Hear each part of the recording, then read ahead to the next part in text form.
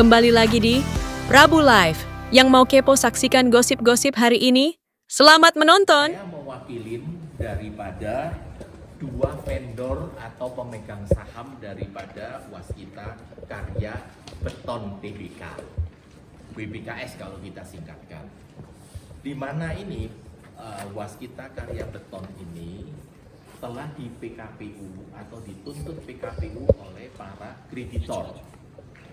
Ya, di mana kreditor itu sudah lewat waktu lama. Waskita Karya Beton ini, WBK ini belum mampu membayar tagihan-tagihannya. Dengan demikian mau nggak mau itu dituntut untuk melakukan PKPU. Dalam PKPU tersebut telah terjadi perdamaian. Bagaimana bayar si A berapa tahun dengan bunga berapa dan sebagainya.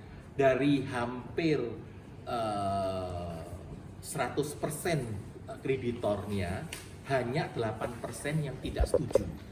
Sehingga karena mayoritas menyetujui perdamaian tersebut, dengan demikian oleh majelis hakim diputus bahwa dikabulkan PKPU dan PKPU putusan tersebut, perdamaian tersebut dituangkan dalam akte notarial.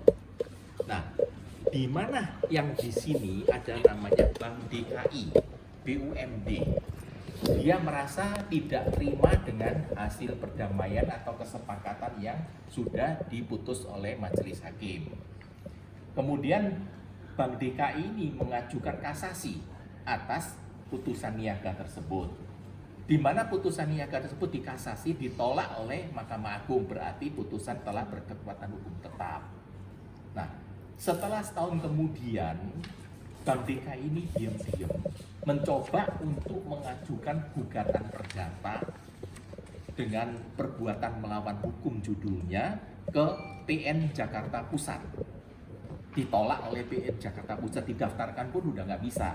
Karena PN Jakarta Pusat telah menerapkan suatu hukum yang prinsip bahwa putusan niaga itu nggak bisa dituntut dalam peradilan umum. Karena setiap masing-masing peradilan itu mempunyai jurisdiksinya tersendiri. Tahu-tahu diam-diam setelah gagal di pengadilan pusat, Bank DKI ini atau PH-nya ini mendaftarkan di PN Jakarta Timur. Nah, di PN Jakarta Timur inilah yang mereka itu entah bagaimana cara mainnya, dia menerima, dan ironisnya PN Jakarta Timur, oknum hakimnya ini membatalkan putusan PN Niaga. Itu kan sesuatu bumerang di peradilan kita. Peradilan umum membatalkan putusan PN Niaga. Nah, disinilah akibatnya akhirnya setelah diputus, WBK mengajukan namanya banding secara prosedur hukum. Dan saya diminta untuk oleh namanya vendor atau pemegang saham dari WBK untuk melaporkan para oknum hakim tersebut kepada namanya Badan Pengawas Mahkamah Agung sama Komisi Yudisial, termasuk BPK dan sebagainya. Dan waktu itu telah dibantu sama teman-teman, sudah diberitakan bahwa sudah kita laporkan. Nah, selanjutnya 2 hari yang lalu kita baru mendapat putusan dari Pengadilan Tinggi, yang dimana putusan Pengadilan Tinggi tersebut membatalkan seluruh gugatan daripada Bank DKI. Istilahnya sependapat dengan pada kita bahwa putusan PN Niaga itu tidak bisa diintervensi oleh peradilan umum, yang dimana amar putusan sudah saya bagikan. Nah, kira-kira itulah yang saya ceritakan secara garis besarnya. Yang saya menunggu daripada pertanyaan-pertanyaan yang kira-kira akan diajukan oleh para teman lah. Yang dimana saya sudah coba untuk membuat pertanyaan dan jawaban yang menurut saya itu akan mengkaitkan daripada materi pokok perkara. Silakan aja Pak, sudah saya masukkan di sana. Siapa yang mau nanya silakan aja Pak. Ya, bagaimana tanggapan internasional pandangan Bapak sebagai kuasa hukum vendor WSBT atas putusan pengadilan tinggi menerima banding WSBT?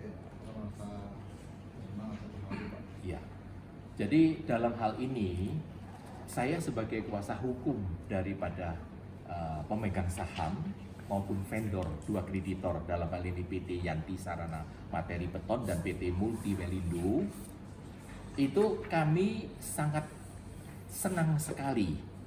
Ternyata di NKRI ini masih ada hakim yang berkomitmen menegakkan hukum sebagaimana amanah dan marwah hakim yang tertera dalam undang-undang yang berlaku.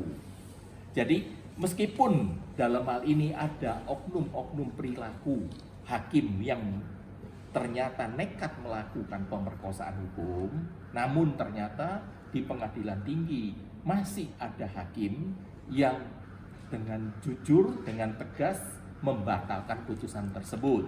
Dan saya yakin hakim yang punya hati nurani yang baik di Indonesia ini masih cukup banyak.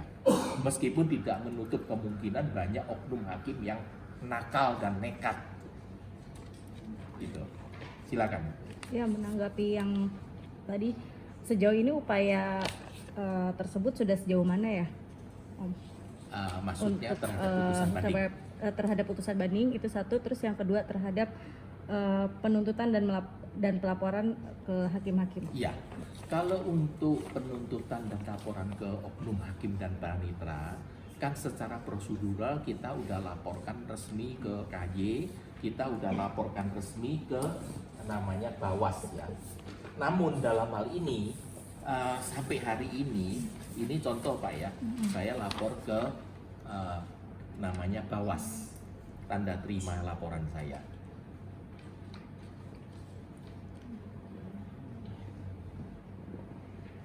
Ya, yang ini ya.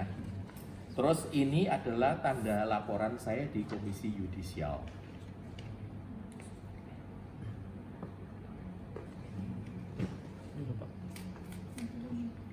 Ada Pak. Dan satu. Bentar, Pak. Satu, dua. Satu, dua, tiga. Oke. Ya. Namun terus terang hingga hari ini secara tertulis maupun secara lisan kami belum diberitahukan hasil daripada perkembangan atas pengaduan yang kami ajukan. Dan menurut saya itu tergantung daripada instansi yang bersangkutan. Sejauh mana mereka memeriksa dan mengembangkan laporan saya. Karena saya bisa membuktikan bahwa oknum hakim tersebut telah melanggar kode etik hakim. Nah, kira-kira apa lagi?